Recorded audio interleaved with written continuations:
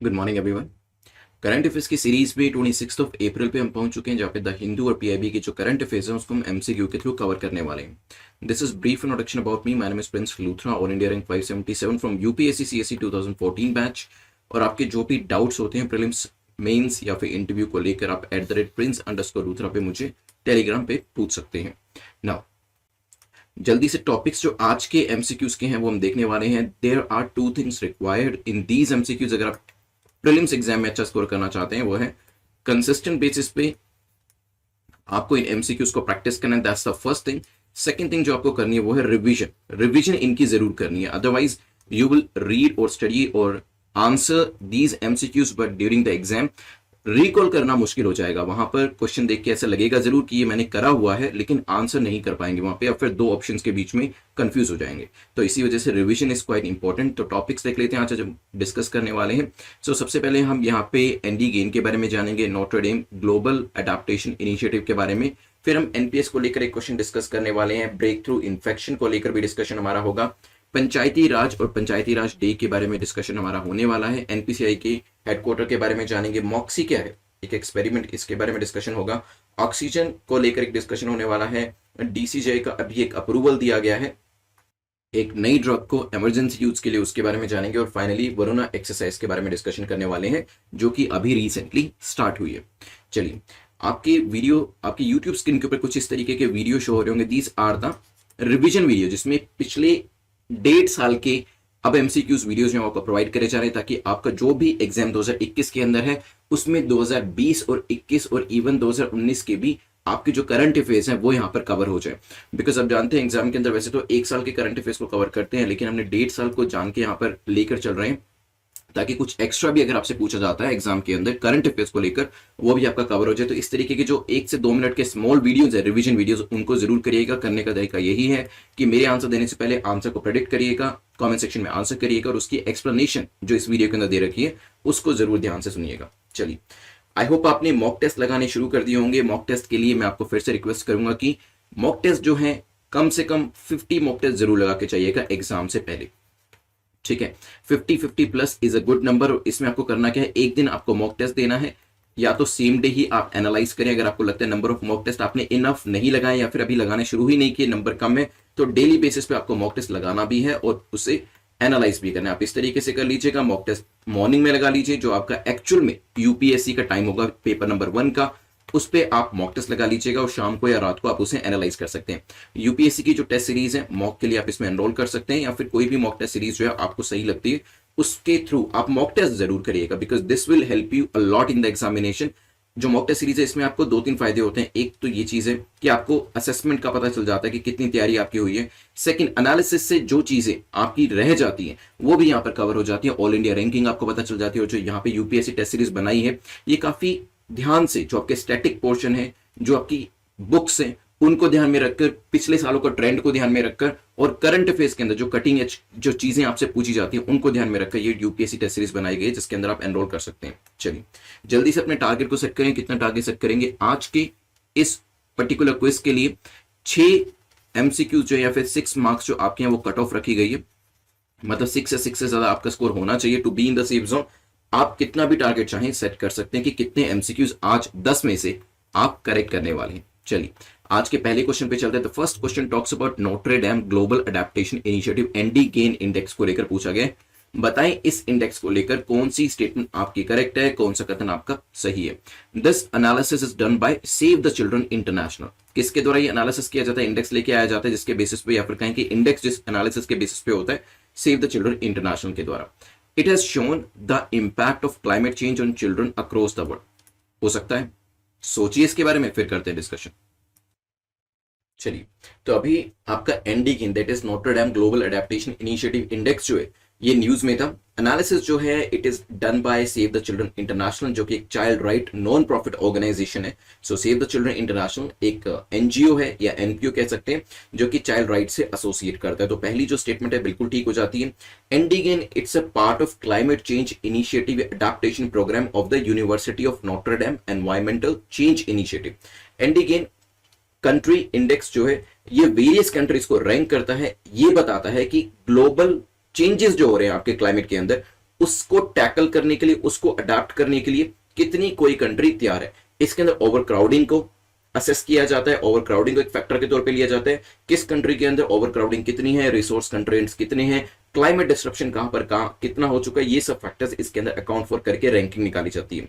Country index uses 20 years of data, 20 सालों का जो डेटा है इसके अंतर्गत लिया जाता है to rank more than 180 countries, 180 से ज्यादा कंट्रीज की रैंकिंग इसके अंदर एनुअल बेसिस पे करी जाती है बेस्ड ऑन देयर वल्नरेबिलिटी, कितनी वल्नरेबल है वो कंट्रीज, और यहां पे देखा जाता है कितनी अडेप्टेबल है। ठीक है, तो यहाँ पे सेकंड जो स्टेटमेंट है वो भी आपकी ठीक हो जाती है।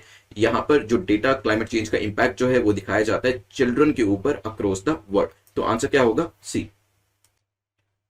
तो इस इंडिगेन इंडेक्स के बारे में ध्यान रखिएगा, थोड़ा सा आप कह सकते हैं लेस नोन है, तो क्वेश्चन आ सकता है एग्जाम के अंदर। ठीक है, अगर यहाँ पे बात करें वैसे स्कोर्स लिखे हुए थे, according to the scores of 2018 India ranked 122 and is the 48th most vulnerable country and the 70th least ready country. तो यहाँ पे अलग अलग रैंकिंग जो है, ओवरऑल रैंकिंग 122 है, ज्यादा अच्छी नहीं है, वल्नरेबल कैटेगरी के अंदर भी रैंकिंग अच्छी नहीं है, और लीस्ट रेडी कंट्री माना जाता है। ठीक है, डिसएडवांटेज्ड एंड वल्नरेबल पॉपुलेशन, जिसमें बच्चे भी आते हैं, इंडिजिनस लोगो, लोकल कम्युनिटीज जो कि एग्रीकल्चर पे डिपेंडेंट है, कोस्टल लाइवलीहुड्स, ये सब जो आपके फैक्टर्स होते हैं इनको इसके अंदर कंसीडर किया जाता है, असेस किया जाता है। चलते हैं नेक्स्ट क्वेश्चन के ऊपर, which is question number second, जो कि एनपीएस को लेकर है। अभी रिसेंटली एनपीएस न्यूज में था, क्यों न्यूज में था वो भी जानेंगे। आपको एनपीएस को लेकर बताना है कौन सी स्टेटमेंट करेक्ट है, कौन सा कदम आपका सही है। 60% ऑफ एनपीएस जो है वो रिटायरी को दिया जाता है, यहाँ पे हो सकता है। देन सेकंड 40% एनपीएस जो है इसको एन्युटी के थ्रू पे किया जाता है, ये भी हो सकता है, इसकी एन्युटी परचेज करी जाती है। Members who accumulate up to 1 lakh in their NPS account at the time of retirement are exempted, तो वहां पर उनको ये 60-40 का बाइफर्केशन जो है वो नहीं करना पड़ता। सोचिए इसके बारे में क्या आंसर हो सकता है, फिर करते हैं डिस्कशन। चलिए देखिए, न्यू पेंशन स्कीम जिसको एनपीएस कहा जाता है फॉर गवर्नमेंट एम्प्लॉइज, इसको लेकर आया गया था 2004 के अंदर under the new regulator called the PFRDA, pension fund regulatory development authority. ठीक है, तो यहाँ पे जब आप लोग सर्विस ज्वाइन करेंगे या फिर ऑलरेडी गवर्नमेंट सर्विस में होंगे तो एनपीएस आपका ऑलरेडी स्टार्ट हो चुका होगा, लेकिन जब मान लीजिए पहले सर्विस में नहीं है तो उस केस के अंदर लवासना के अंदर आपका जो एनपीएस है वो शुरू हो जाएगा। एट द सेम टाइम जो एनपीएस आपका है उसमें ये चीज भी, अगर ऑलरेडी सर्विसेज के अंदर है तो आपका जो नई सैलरी आपकी आनी शुरू होगी वो इसी पुराने वाले एनपीएस नंबर के अंदर ही आपका जो पैसा होगा वो जाना शुरू हो जाएगा। ठीक है, यहाँ पर लबासना के अंदर जो फाइनेंस और कहीं की फाइनेंशियल मैनेजमेंट के ऊपर जो लेक्चर दिए जाते हैं वहां पर भी आपको एनपीएस के बारे में बताया जाएगा। यहाँ पर अभी जो सरकार है कुछ इसके अंदर तब्दीली करने की कोशिश कर रही है, वो मैं आपको बताऊंगा क्या क्या चेंजेस इसके अंदर लाए जा रहे हैं। लेकिन अभी क्या होता है, एनपीएस के अंदर आप जानते हैं कि पर्टिकुलर अमाउंट जो होता है वो आपके एम्प्लॉयर के द्वारा कॉन्ट्रीब्यूट किया जाता है, एक पर्टिकुलर अमाउंट, सिमिलर अमाउंट जो वो गवर्नमेंट के द्वारा आपके इस अकाउंट के अंदर डाला जाता है। This is called the new pension scheme. मान लीजिए कि आपकी सैलरी में से एक पर्टिकुलर पोर्शन 10,000 रुपए आपके एम्प्लॉयर ने डाला, जो कि आपकी सैलरी से ही डिडक्ट होता है, आपको दिखाई देगा सैलरी स्लिप के अंदर, और 10,000 जो है उतना ही गवर्नमेंट कंट्रीब्यूट करती है, तो यहाँ पे 20,000 रुपए आपके एनपीएस अकाउंट में चला गया। ठीक है, इस तरीके से महीने दर महीने इसके अंदर पैसा इकट्ठा होता रहता है, और जब आप रिटायर होते हैं तो उसका 60% पैसा जो आपको मिल जाता है और 40% जो है वो एक एन्युटी में तब्दील हो जाता है, जिससे कि मंथली बेसिस पे आपको कुछ अमाउंट जो है वो मिलने लगता है। ठीक है ना, यहां पर न्यूज में इसी वजह से था क्योंकि गवर्नमेंट जो है इसके अंदर कुछ चेंजेस लाने की कोशिश कर रही है। लेकिन पहले क्वेश्चन को देख लेते हैं। जैसे मैंने आपको बता दिया 60% पैसा आपको मिल जाता है जब आप रिटायर करते हैं या फिर जब आप रिजाइन करते हैं, 40% जो है उसकी एन्युटी आपको लेनी पड़ती है। राइट, यहाँ पे दोनों स्टेटमेंट्स आपके ठीक हो जाते हैं। लेकिन ये सिचुएशन वही होती है जहां पर आपके एनपीएस के अंदर पैसा 2 लाख से ज्यादा है। अगर आपका पैसा 2 लाख तक है तो उस केस के अंदर पूरा का पूरा पैसा भी चाहे आप विड्रॉ कर सकते हैं, एन्युटी लेने की आपको आवश्यकता नहीं है। तो तीसरी स्टेटमेंट जो आपकी है वो इनकरेक्ट हो जाती है, क्योंकि यहाँ पे 1 लाख का अमाउंट दिया है but the actual amount is 2 lakh.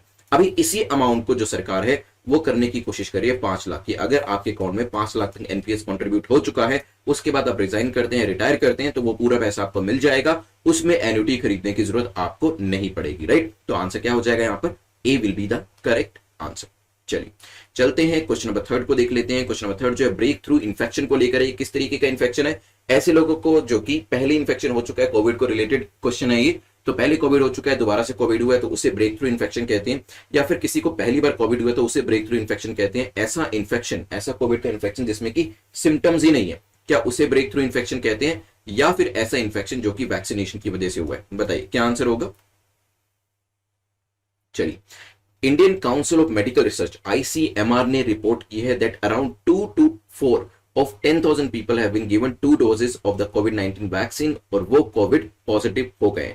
तो यहाँ पे 10,000 के पीछे 2 से 4 केसेस ऐसे हैं जो कि कोरोना पॉजिटिव हो रहे हैं for because of the vaccination. आप जानते हैं ये न्यूज काफी आ भी रही थी कि कोविड की वैक्सीन लगने की वजह से, कि पोलियो के केस में rarest to the rare case में होता है कि वैक्सीन की वजह से इस तरीके का इशू देखने को मिलता है, उसी तरीके से यहाँ पर कोविड के जो केसेस है 2 से 4 केसेस 10,000 लोगों के पीछे निकल रहे हैं, जिसके अंदर कोविड पॉजिटिव जो इंडिविजुअल होता है वो यहाँ पर कोविड की वैक्सीन देने के बाद होता है। This is called the breakthrough infection, और इसमें आंसर क्या हो जाएगा, infection to those who are vaccinated. D is the correct answer. ध्यान रखिएगा, this is a particular term जो कि एग्जाम के अंदर पूछ ली जाएगी, फिर वहां पर नहीं पता होगा तो एक इजी क्वेश्चन जो हो सकता है वो आपका छूट जाएगा, इसको मत मिस करिएगा। चलते हैं नेक्स्ट क्वेश्चन के ऊपर।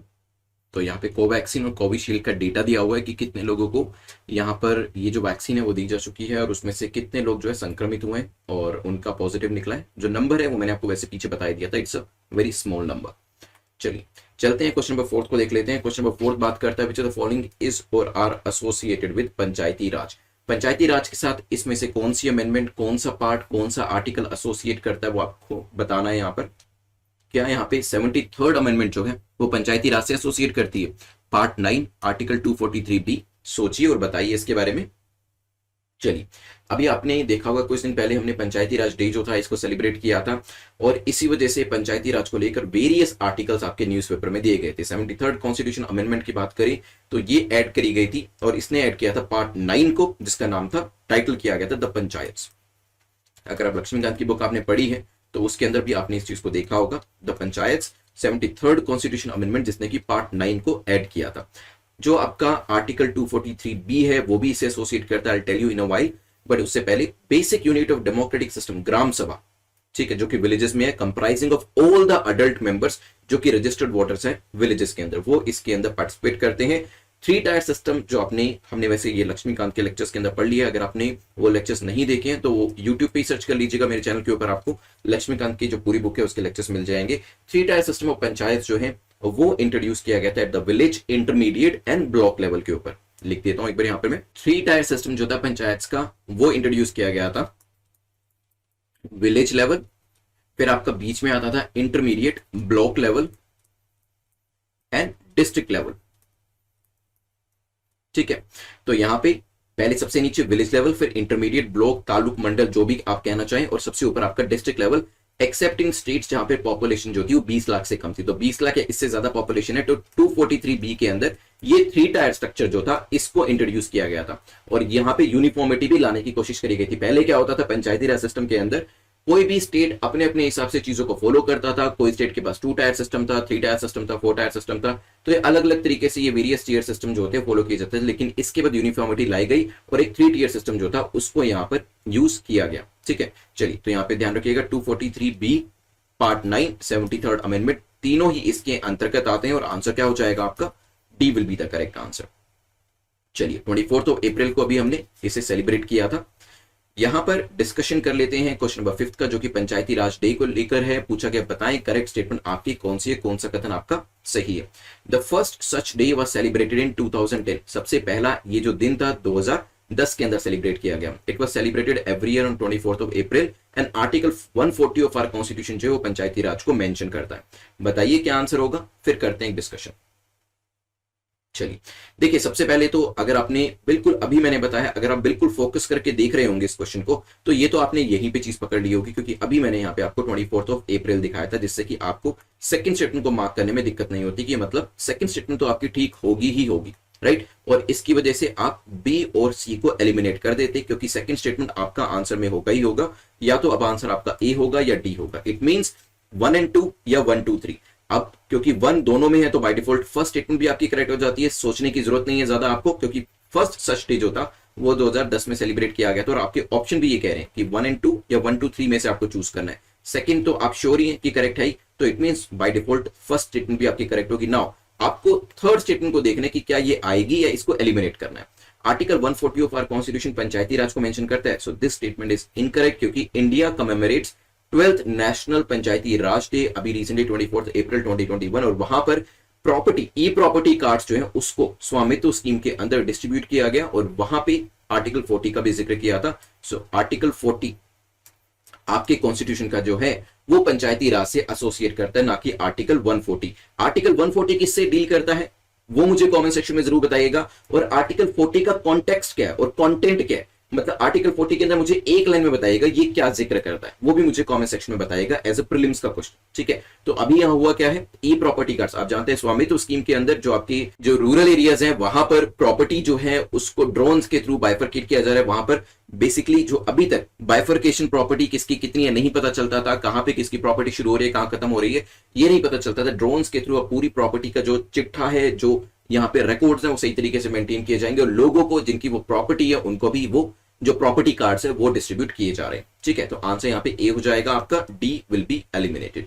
चलिए ध्यान रखिएगा, चलते हैं क्वेश्चन नंबर 6 के ऊपर। और उससे पहले यूपीएससी टेस्ट सीरीज जो है, I am emphasising it again and again, do not think कि आपका जो एग्जाम है वो हो सकता है डेफर हो जाए, डिले हो जाए, इस तरीके से मत सोचिएगा। देखिए होना होगा तो हो जाएगा वो, लेकिन चीज आपके फेवर में काम करनी चाहिए। यू अज्यूम की जो एग्जाम है वो 27 जून को ही होना है, और आपको उसी को ही ध्यान में रखकर तैयारी करनी है, और उस चीज को अभी 2 महीने का टाइम बचा है। इट मींस आपको अपना 100% डाल देना है। इट मींस कि मॉक टेस्ट जो है वो कम से कम यहाँ पर 50 तो आपको करके जाने ही है। 50 मॉक टेस्ट करिए, उसे अच्छे से अटेम्प्ट करें, 1.5 घंटे का टाइम लेके अटेम्प्ट करें। शुरू के जो आपके होंगे मॉक टेस्ट उसमें 2 घंटे का टाइम ले, लेकिन धीरे धीरे टाइम को कम करते हुए 1.5 घंटे पे आ जाइए। 1.5 घंटा यहाँ पे लेंगे तो एग्जाम में आसानी से 2 घंटे में आप पूरे पेपर को कर पाएंगे, आपका छूटेगा नहीं। साथ ही साथ उसे एनालाइज जरूर करें। एनालाइज करना काफी ज्यादा इंपॉर्टेंट होता है, क्योंकि उससे आपको अपनी गलतियों के बारे में पता चलता है, क्या चीज आपने गलत तरीके से मार्क करी, क्या सही तरीके से मार्क करी, ये सब चीजें आपको पता चलती हैं। कैसे एग्जाम के अंदर एलिमिनेशन होगा, कैसे आप एग्जाम में अपनी परफॉर्मेंस को सही कर पाएंगे, ये भी आपको एनालिसिस से पता चलेगा। So you can enrol in the UPSC test series, जहां पे 30 से 35 क्वेश्चन एक्सपेक्टेड है। ये बहुत सोच समझ के जो सीरीज है बनाई गई है, पिछले सालों के ट्रेंड्स को ध्यान में रखकर, और करंट अफेयर्स में ऑलमोस्ट एवरीथिंग जो है यहाँ पर कवर करने की कोशिश करी गई है। सो you can enrol in this series, लेकिन एनरोलमेंट करने के साथ साथ अटेम्प्ट करना भी जरूरी है। डेली बेसिस पे यहाँ पर जो टेस्ट आपको दिए उनको अटेम्प्ट जरूर करिएगा। क्वेश्चन नंबर 6 को देख लेते हैं। National payment corporation of India का हेडक्वार्टर कहां पर है, जल्दी से पता है, न्यू दिल्ली, बेंगलुरु, मुंबई या फिर हैदराबाद। एनपीसीआई जो है एक अम्ब्रेला ऑर्गेनाइजेशन है जो कि ऑपरेट करती है रिटेल पेमेंट्स को, सेटलमेंट सिस्टम्स को, और इसके अंदर आप जानते हैं various private sector, public sector banks जो है वो सामने आए थे इसको बनाने के लिए। ऑनरशिप जो है वो आरबीआई की है, फाउंड करी गई थी 2008 के अंदर, और सही तरीके से इसका जो जानने को मिला मुझे वो अभी पिछले कुछ सालों में ही हमें जानने को मिला, जब भीम एप्लीकेशन बनाए गए और दूसरे जो यहाँ पे ऑनलाइन एप्लीकेशन है एनपीसीआई के थ्रू बनाए गए।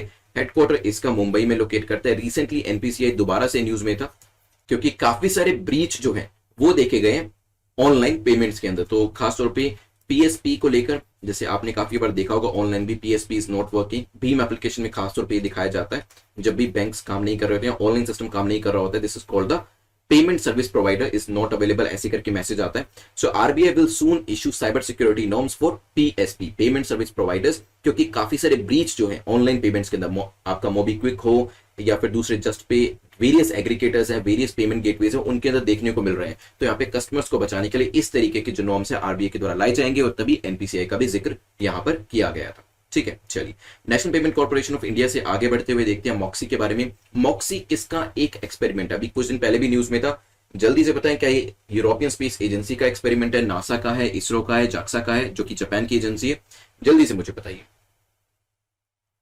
चलिए देखिए, नासा ने अभी ऑक्सीजन को एक्सट्रैक्ट किया from carbon dioxide in the thin Martian atmosphere. कुछ दिन पहले हमने डिस्कशन किया था मार्स के ऊपर नासा ने क्या किया था, नासा ने अपने एक हेलीकॉप्टर को उड़ाया था, राइट। और यहाँ पे मैंने आपको ये भी बताया था, दिस वाज क्या था, ये किस तरीके का मोमेंट था, this was the Wright brothers movement, ऐसे जो इंजीनियर्स इसमें इन्वॉल्व थे उन्होंने कहा था।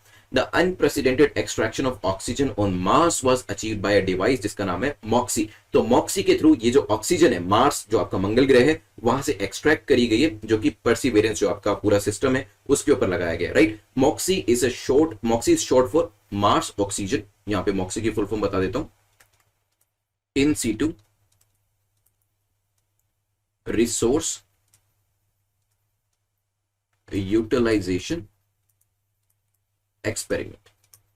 ठीक है, so Mars O2 in situ resource utilisation experiment is the full form of MOXIE, जिसके थ्रू बेसिकली ये किस पे लगाया गया है, आपका जो परसिवियरेंस है उसके रोवर के ऊपर लगाया गया है, और इसका काम ये है कि ऑक्सीजन को एक्सट्रैक्ट करना मार्स के ऊपर, और वो चीज इसने करके दिखाई है।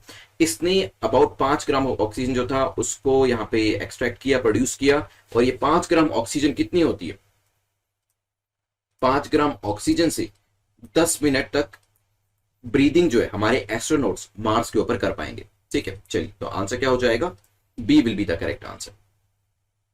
चलते हैं मॉक्सी से आगे बढ़ते हुए डिस्कशन करते हैं हम अपने नेक्स्ट क्वेश्चन के ऊपर, जो कि ऑक्सीजन को लेके है। ऑक्सीजन का काफी इशू चल रहा है कोविड को लेकर, क्वेश्चन यहां से भी बन के आ सकता है। आपको बताना है ऑक्सीजन को लेकर, बताएं कौन सी स्टेटमेंट आपकी करेक्ट है। Oxygen concentrators are devices that concentrate oxygen from the ambient air. हो सकता है atmosphere has 21% oxygen, may be. सोचिए, एक आपका करंट फैक्ट है, एक आपका स्टैटिक फैक्ट है, दोनों को मिलाकर क्वेश्चन बनाकर आपके सामने रखा गया है, जैसे कि यूपीएससी करता है। चलिए, आप जानते हैं ऑक्सीजन सिलेंडर्स जो है काफी शॉर्ट सप्लाई में अक्रॉस सेवरल स्टेट्स, और इसी वजह से काफी राज्य सरकारें जो है वो इस चीज की मांग भी कर रही है। जहां पे प्लांट्स ऑक्सीजन को प्रोड्यूस करने के अब तक आइडियल पड़े थे या फिर बंद पड़े थे, उनको दोबारा से स्टार्ट किया जा रहा है। ऑक्सीजन कॉन्सेंट्रेटर्स जो है among the most sought after devices हैं फॉर ऑक्सीजन थेरेपी। इसके अंदर क्या किया जाता है, जो पेशेंट्स हैं होम आइसोलेशन के अंदर, हॉस्पिटल्स के अंदर, उनको ऑक्सीजन जो है इसके थ्रू प्रोवाइड करी जा सकती है। ऑक्सीजन कॉन्सेंट्रेटर एक मेडिकल डिवाइस है जो कि क्या करता है, ऑक्सीजन को आसपास की हवा से कॉन्सेंट्रेट कर कर लोगों को प्रोवाइड करता है या फिर पेशेंट को प्रोवाइड करता है। तो पहली जो स्टेटमेंट आपकी करेक्ट हो जाती है। एटमॉस्फेयर की बात करें तो 78% नाइट्रोजन है हमारे एटमॉस्फेयर के अंदर, 21% ऑक्सीजन है एंड 1% अदर रिमेनिंग गैसेस है। तो आंसर हमारा क्या हो जाएगा, सी, क्योंकि दोनों स्टेटमेंट्स आपकी करेक्ट है। ऑक्सीजन कॉन्सेंट्रेटर्स और ऑक्सीजन सिलेंडर्स काफी न्यूज में है, इसी वजह से क्वेश्चन बनाया गया था। चलते हैं क्वेश्चन नंबर 9 के ऊपर, जो कि पूछ रहा है which of the following drug has received drug controller general of India DCGI का अप्रूवल। मैंने आपको लास्ट टाइम भी बताया था डीसीजीआई का काम क्या है, डीसीजीआई का काम प्राइजेस को सेट करना नहीं है, ड्रग्स को अप्रूवल देना है और प्राइजेस सेट करने का काम। क्योंकि मुझे अच्छे से याद है, मैंने एक ही क्वेश्चन में आपको दो चीजें बताई थी, एक डीसीजीआई के बारे में, एक सेकंड एजेंसी के बारे में। ठीक है, एक का काम था ड्रग को अप्रूवल देना या डिसअप्रूवल देना, और दूसरे का काम था प्राइसेस को रेगुलेट करना कि किस ड्रग का प्राइस क्या होगा। ये एजेंसी मुझे याद है, अभी भी मैंने अच्छे से आपको कराया है, 2 बार ये क्वेश्चन कराया था अलग अलग स्टाइल से पूछकर। इस दूसरी एजेंसी का नाम मुझे कमेंट सेक्शन में, यूट्यूब के कमेंट सेक्शन में जरूर बताइएगा। ड्रग कंट्रोलर जहां पर अप्रूव करती है ड्रग को या डिसअप्रूव करती है, वहां पर प्राइस किसी ड्रग का क्या होगा, वो किसके द्वारा किया जाता है, ये बताइएगा। डीसीजीआई ने अभी इमरजेंसी यूज के लिए एक और ड्रग ऐसी है जो कि जाइडस कैडिला के द्वारा बनाई गई है, इसको अप्रूवल दे दिया है। उसका नाम क्या है, क्या ये कोविसेव है, वीराफिन है, वायरसफिन है या फिर कोविश्योर है, जल्दी से बताएं। चलिए देखिए, Virafin is the correct answer, B is the correct answer. Virafin जो आपका एक इंजेक्शन है जाइडस कैडिला के द्वारा बनाया गया है, जिसको कि अर्ली स्टेज, जब अर्ली स्टेज में कोविड डिटेक्ट होता है उस टाइम पर फास्टर रिकवरी के लिए पेशेंट को लगाया जाता है। तो जैसे ही पेशेंट को ये लगाया जाता है उसकी रिकवरी जो है वो काफी फास्ट हो जाती है। तो हो सकता है अगर इस तरीके से जो एफिकेसी है उन इन इंजेक्शन की, ड्रग्स की बनी रहती है, तो जो 14 से 21 दिन का टाइम अभी कहा जाता है कि आप पूरे तरीके से ठीक हो जाएंगे, वो टाइम पीरियड हो सकता है आगे और भी कम कर दिया जाए अगर इन ड्रग्स और इन इंजेक्शन की एफिकेसी जो है वो प्रूव हो जाती है। ठीक है, जाइडस कैडिला की बात करें, हेल्थ केयर लिमिटेड है, एक कंपनी है जो कि इस तरीके से ड्रग्स बनाती है और हेडक्वार्टर इसका अहमदाबाद गुजरात के अंदर लोकेट करता है। The important thing is Virafin is the name of the injection, ध्यान रखिएगा। B is the correct answer, जो कि कोविड पेशेंट के अंदर फास्टर रिकवरी के लिए बनाई गई है अगर ये इंजेक्शन अर्लियर स्टेजेस के अंदर लगा दिया जाता है। चलिए ध्यान रखिएगा, चलते हैं नेक्स्ट क्वेश्चन के ऊपर, which is the last question, जो कि बात कर रहा है एक्सरसाइज वरुणा को लेकर। ठीक है, वरुण एक्सरसाइज के बारे में पूछा है कि बताएं कौन सी स्टेटमेंट आपकी करेक्ट है, कौन सा कथन आपका सही है। ये जो पर्टिकुलर एक्सरसाइज है इजराइल के साथ करी जाती है और ये एक नेवल एक्सरसाइज है। बताइए क्या आंसर होगा। कंपैरेटिवली इजी क्वेश्चन है क्योंकि डिस्कशन एक्सरसाइज को लेकर रिवीजन हमने काफी करी है, दोबारा से न्यूज में थी, इसी वजह से मैंने आपको बताया। क्योंकि ये जो एक्सरसाइज है कल ही शुरू हुई है, 25 अप्रैल को शुरू हुई है और कल तक मतलब 27 अप्रैल तक ये चलने वाली है। तो 3 दिन की एक्सरसाइज है, सोचिए। चलिए, तो 19th एडिशन जो है इंडिया और फ्रांस की नेवी का बायलैटरल एक्सरसाइज, जिसको नाम दिया गया वरुणा 2021, ये कंडक्ट करी जा रही है। तो yes, it's a naval exercise and it is conducted with France. तो आंसर क्या होगा आपका, B will be the correct answer. Indian Navy की साइड से हमारे यहां से आईएनएस कोलकाता जो है वो इसमें पार्टिसिपेट करेगा, आईएनएस तरकश पार्टिसिपेट करेगा, आईएनएस तलवार भी इसमें रहने वाला है और आईएनएस दीपक भी रहने वाला है। P8I long range maritime petrol aircraft भी इसमें पार्टिसिपेट करेगा। ठीक है, इसमें दोनों कंट्रीज के बीच में बोनहोमी को बढ़ाया जाएगा, सिनर्जी को बढ़ाया जाएगा, कोऑर्डिनेशन को बढ़ाया जाएगा और फ्रेंडली नेवीज जो है अपनी बेस्ट प्रैक्टिसेस को भी शेयर करने वाली हैं यहाँ पर। Answer will be B. 10 question हमारे होते हैं कंप्लीट और अभी करेंगे एक एक्टिव रिवीजन। और एक्टिव रिवीजन का मतलब है कि मैं आपसे क्वेश्चन पूछूंगा और आप उस क्वेश्चन को लेके आंसर करने वाले हैं। साथ ही साथ जो चीजें मैंने आपको यहाँ पे एक्सप्लेनेशन में बताई है वो भी आप रिकॉल करने की कोशिश करेंगे। नेवरदलेस कुछ चीजें आपको पहले से भी पता होंगी उस पर्टिकुलर क्वेश्चन को लेकर, वो भी आप चाहें तो कमेंट सेक्शन में रिलेटेड चीजें जरूर लिखिएगा। सबसे पहले हमने एनडी गेन इंडेक्स के बारे में जाना था। जल्दी से मुझे बताएं कौन सी एक non profit organisation child right की है जो कि इसको लेकर आती है, और इससे एसोसिएटेड कुछ चीजें आपको याद आ रही हो तो वो भी बताइएगा। हमारा रैंक क्या था, अलग अलग एरियाज में मैंने आपको अपना रैंक बताया था। इंपैक्ट बताती है क्लाइमेट चेंज का चिल्ड्रन के ऊपर, 180 से ज्यादा कंट्रीज हैं इसमें, उनको रैंक किया जाता है, पिछले 20 साल का डेटा उठाया जाता है, ये चीजें मैंने आपको बताई थी। वल्नरेबिलिटी क्या है, किस कंट्री की अडेप्टेशन कैपेसिटी क्या है, इसके बेसिस पर रैंक किया जाता है। यहां पर दोनों स्टेटमेंट ठीक होने की वजह से आंसर हुआ सी, क्योंकि सेव द चिल्ड्रन इंटरनेशनल के द्वारा इसको लेकर आया जाता है। These were the rankings of India in different categories. Then next we discussed about NPS. जल्दी से मुझे बताएं एनपीएस के अंदर एग्जाम्पशन कब दिया जाता है, जब एनपीएस के अंदर 1 लाख रुपए है, 2 लाख रुपए है, 3 है, 4 है, 5 है। अभी की मुझे बताइएगा, फ्यूचर में जो सरकार चेंज करने वाली है वो तो 5 लाख रुपए का अमाउंट है, ठीक है। 60% आपका रिटायरी को दे दिया जाता है, 40% आपका एन्युटी के अंदर डाल दिया जाता है, राइट। चलिए देन नेक्स्ट क्वेश्चन में, क्वेश्चन नंबर 3 में हमारा डिस्कशन हुआ था ब्रेक थ्रू इन्फेक्शन के बारे में। तो जल्दी से मुझे कमेंट सेक्शन में बताइएगा, आपका प्रीलिम्स का क्वेश्चन भी इसके ऊपर ही आज होने वाला है। ब्रेक थ्रू इन्फेक्शन क्या है, मैंने आपको डेटा जो था कोवैक्सीन और कोविशील्ड का ये भी यहां पर दे दिया था, राइट। इसके बाद हमारा डिस्कशन जो है वो हुआ था पंचायती राज को लेकर। पंचायती राज डे कब सेलिब्रेट किया जाता है ये मुझे बताइएगा, कब ऑब्जर्व किया जाता है। 73rd अमेंडमेंट के थ्रू पार्ट 9 को ऐड किया गया था। पंचायत के अंदर जो आपका ग्राउंड लेवल 3rd जो आपका टीयर होता है उसको ऐड किया गया था। इसके अंदर मैंने आपको ये भी बताया था 3 टीयर सिस्टम के अंदर आपका डिस्ट्रिक्ट लेवल था, आपका ब्लॉक लेवल था, आपका विलेज लेवल था, लेकिन ये वहां पे था जब 20 लाख या इससे ज्यादा पॉपुलेशन है। 20 लाख से कम एरिया के अंदर इसको नहीं फॉलो किया जाता। वहां पर क्या फॉलो किया जाता है, कौन से टीयर का सिस्टम फॉलो किया जाता है, कमेंट सेक्शन में बताइएगा, काफी बेसिक हो गया अब तो आपके लिए। तो 243B जो है इससे एसोसिएट करते हैं, भी मैंने आपको बता दिया था। 24 अप्रैल को पंचायती राज डे जो है इसको सेलिब्रेट किया जाता है, ठीक है। आर्टिकल 40 से एसोसिएट करता है, लेकिन आर्टिकल 40 का कंटेंट मुझे बताइएगा जरूर। फर्स्ट ऐसा दिन जो था पंचायती राज डे 2010 के अंदर सेलिब्रेट किया गया था, और अभी जो ई प्रॉपर्टी कार्ड है स्वामित्व स्कीम के अंतर्गत इसको डिस्ट्रीब्यूट किया गया था, राइट। चलिए मॉक टेस्ट को जरूर लगाइएगा, इसको लाइटली मत लीजिए। Mock test is very very important. दिन में 1 लगाएं, 2 लगाने की जरूरत नहीं, 1 ही काफी है आपका, लेकिन एनालिसिस उसका जरूर कर लीजिएगा अगर आप सेम डे में कुछ और एक्स्ट्रा करना चाहते हैं। देन हमने हेडक्वार्टर के बारे में डिस्कशन किया था। एनपीसीआई अभी आरबीआई जो है वो कुछ नॉर्म्स जारी करने वाले हैं पेमेंट सर्विस प्रोवाइडर्स को लेके, क्योंकि काफी सारा डेटा ब्रीचेस जो है वो यहाँ पे देखने को मिल रहे हैं, क्योंकि काफी प्राइवेट कंपनीज भी आ गई हैं। हम लोग उनकी सर्विसेज को यूज तो करते हैं, लेकिन वो हमारे काफी सारे डेटा को ले लेते हैं। इवन हमारी कार्ड की इंफॉर्मेशन जो होती है, हमारे बैंक अकाउंट की इंफॉर्मेशन जो होती है, हमारा नाम या फिर दूसरी इंफॉर्मेशन भी उनके पास होती है। एनपीसीआई जो है मुंबई के अंदर इसका हेडक्वार्टर है, ध्यान रखिएगा। देन नेक्स्ट क्वेश्चन के अंदर मॉक्सी जो था किसका एक्सपेरिमेंट है, जल्दी से मुझे बताएं। मॉक्सी की फुल फॉर्म क्या थी, मैंने आपको बताई थी, मार्स ऑक्सीजन, बताइए। यस, Mars oxygen in situ resource utilisation experiment, this was the full form. इसके अंदर 5 ग्राम ऑक्सीजन जो है इसने जनरेट करी है, जो कि हमारे यहाँ पर एस्ट्रोनॉट्स हैं वो 10 मिनट तक के लिए ब्रीथ कर सकेंगे, सांस ले सकेंगे, राइट। नासा का पूरा इनिशिएटिव है, ध्यान रखिएगा। मार्स के ऊपर ऑक्सीजन बना रहे हैं। देन नेक्स्ट हमारा डिस्कशन हुआ था ऑक्सीजन को लेकर, तो यहाँ पे एनवायरमेंट के अंदर कितनी, एटमॉस्फेयर के अंदर कितनी ऑक्सीजन होती है ये बताइएगा, कितनी नाइट्रोजन होती है ये बताइएगा। ऑक्सीजन कॉन्सेंट्रेटर्स जो है एम्बिएंट एयर से ऑक्सीजन को कॉन्सेंट्रेट करके पेशेंट्स को हेल्प करते हैं। ऑक्सीजन सिलेंडर काफी न्यूज में है, इसी वजह से क्वेश्चन बन सकता है यहाँ पर। फिर जाइडस कैडिला ने एक पर्टिकुलर मैन्युफैक्चर करी है एक ड्रग को, जो कि डीसीजीआई की तरह जिसको अप्रूवल दे दिया गया है, इसका नाम मुझे बताइएगा। So the name is Virafin. चलिए लास्ट क्वेश्चन जो है उसको देख लेते हैं। वरुण 2021 को लेकर था। ये जो एक्सरसाइज है 25 से 27 अप्रैल को अरेबियन सी में करनी है, और नेवल एक्सरसाइज है इंडिया और फ्रांस के बीच में।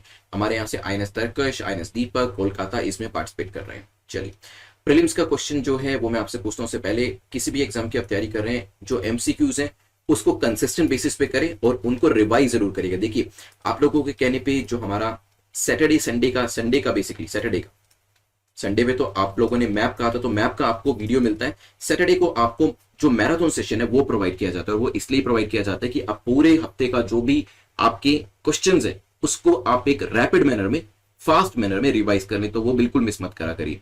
चलिए यहाँ पे क्वेश्चन की बात करें, ब्रेक थ्रू इन्फेक्शन क्या है मुझे यूट्यूब के कमेंट सेक्शन में बताइएगा बिना देखे, क्योंकि अभी से डिस्कस किए हुए थोड़ा सा टाइम हो गया। लेट्स सी आपको याद है कि नहीं है, और आप अपनी लैंग्वेज में इसे लिख सकते हैं कि नहीं लिख सकते। देखिए जब भी आप कमेंट सेक्शन में लिखते हैं you right in your own language, ठीक है। जब आप अपनी लैंग्वेज में लिखते हैं उससे आपकी राइटिंग प्रैक्टिस भी हो जाती है। I don't want you to just copy and paste the answers. अपनी लैंग्वेज के अंदर कितने भी शॉर्ट में आप चाहें लिख सकते हैं, लेकिन अपनी लैंग्वेज में लिखिएगा। मेंस के अंदर जो है उसका क्वेश्चन ये है कि on the one hand social media is helping in managing कोविड-19 में जो सोशल मीडिया है काफी जगह पे हेल्प भी कर रहा है, लेकिन ये भी देखा गया कि काफी जो मिस इन्फॉर्मेशन फैलाई जा रही है या फिर फेक जो यहाँ पे फोन नंबर्स जो हैं फेक लोगों के जो ये कहते हैं कि हम XYZ चीजें जो हैं ऑक्सीजन से लेके सब चीजें प्रोवाइड कर सकते हैं, ये सब चीजें भी सामने देखने को आ रही हैं। ठीक है, तो कोविड-19 के अंदर सोशल मीडिया का रोल प्लस भी है, पॉजिटिव भी है और नेगेटिव भी है, ये आपको बताना है और फिर उसे कंक्लूड करना है। ये चीज इसका आंसर जरूर करिएगा 150 to 250 वर्ड्स के अंदर कि कोविड-19 के अंदर सोशल मीडिया का क्या रोल रहा है। वेरियस एरियाज के अंदर इसने हेल्प भी करी है, लेकिन कुछ ट्रबल्स का सामना भी हमें करने को मिला है। और इंटरव्यू के अंदर क्वेश्चन पूछा जाए तो आपसे क्वेश्चन पूछूंगा, who is responsible for the second wave of China's कोविड-19। देखिए, कोविड-19 नहीं कहूंगा मैं, इसे चाइनास कोविड-19 कहूंगा, क्योंकि ये चीज हमें भूलनी नहीं चाहिए कि ये जनरेट कहां से हुआ था, क्योंकि अभी अलग अलग म्यूटेंट्स आ रहे हैं जिसमें अलग अलग नाम दिए जा रहे हैं और चाइना का नाम तो कहीं पीछे ही रह गया, which is the responsible country for this virus. ठीक है, तो यहाँ पे कोविड-19 नहीं कहेंगे, इसे चाइना कोविड-19 कहेंगे। आप मुझसे अग्री भी कर सकते हैं, डिसअग्री भी कर सकते हैं, बट आई थिंक इसे चाइनास कोविड-19 कहना चाहिए। और सेकेंड वेव जो है उसके बारे में मैं आपसे पूछना चाहता हूं कि आपको क्या लगता है। ये तो एक चीज होगी, this is just the opinion thing कि मुझे लगता है कि इसे चाइनास कोविड-19 कहना चाहिए। हो सकता है आप में से कुछ लोग सिर्फ इसे कोविड-19 कहना पसंद करें, लेकिन हो सकता है आप में से कुछ लोग मुझसे अग्री करते हुए इसे चाइनास कोविड-19 कहना पसंद करें, क्योंकि ये चीजें हमें शुरू करनी पड़ेंगी। चाइना भी ऐसा करता है और वो चीजें उसको उसी के लैंग्वेज में जवाब देना काफी जरूरी है। सेकेंड वेव की बात करें, अब अपने मेन क्वेश्चन पे आते हैं, मेन मुद्दे पे आते हैं। सेकेंड वेव जो अभी देखी जा रही है, जो कि ऐसा कहा जा रहा है कि कुछ एरियाज के अंदर फर्स्ट वेव से भी ज्यादा डेंजरस साबित हो रही है, इसके लिए रिस्पॉन्सिबल कौन है?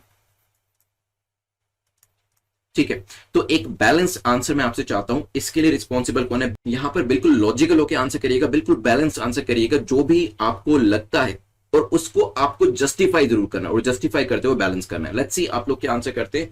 Who is responsible for the second wave of China's कोविड-19? और यहां पे आपके जो आंसर्स है उसका मैं वेट करूंगा। आप मॉक टेस्ट को जरूर लगाइएगा और अपने आंसर्स को मेंस और इंटरव्यू के ग्रुप के अंदर सबमिट जरूर करिएगा। मार्क्स अपने कमेंट सेक्शन में जरूर लिखिएगा, जितना भी आपने स्कोर क्यों ना किया हो, 0, 1, 2, 3, 4 जितना भी स्कोर किया उसे कमेंट सेक्शन में जरूर लिखिएगा। ये मत देखिएगा कि बाकी लोग 7, 8, 9, 10 लिख रहे हैं तो मुझे नहीं लिखना चाहिए, नहीं, अपने मार्क्स को जरूर लिखिएगा, because your marks is unique to you and उसी को ही आगे आने वाले टाइम में आप इंप्रूव होता देखेंगे। और इस पर्टिकुलर वीडियो की जो PDF है वो आपको टेलीग्राम के ऊपर मिल जाएगी, जिसका लिंक नीचे डिस्क्रिप्शन में है। कल रात को 10 बजे तक आपको प्रोवाइड करा दी जाएगी। Thanks for watching this video. इस वीडियो को लाइक कर दीजिएगा अगर किसी भी तरीके से इस वीडियो ने आपको हेल्प करी और अगर 1% भी आपकी नॉलेज के अंदर एनहांसमेंट हुआ हो तो please do like, that will really motivate our team. Thank you once again, have a nice day, take care, good bye.